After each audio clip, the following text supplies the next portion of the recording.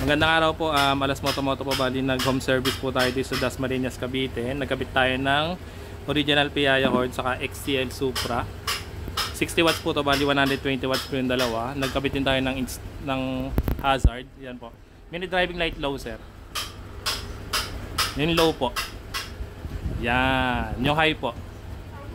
Yan. Patay po. Passing light po. Damihan nyo po. Yan po yung passing light po natin. Hazard po, sir. Yan ang hazard natin.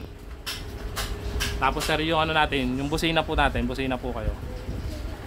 Hindi po, busina po kayo. Yan po yung stock, yung loud horn po.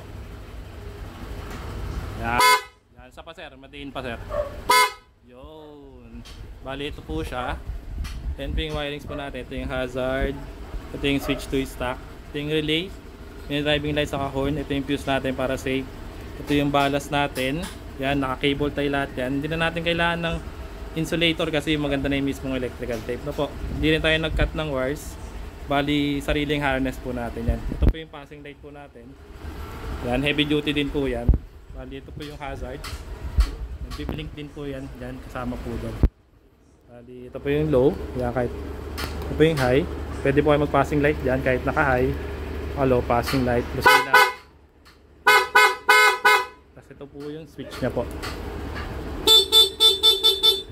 Sir, maraming.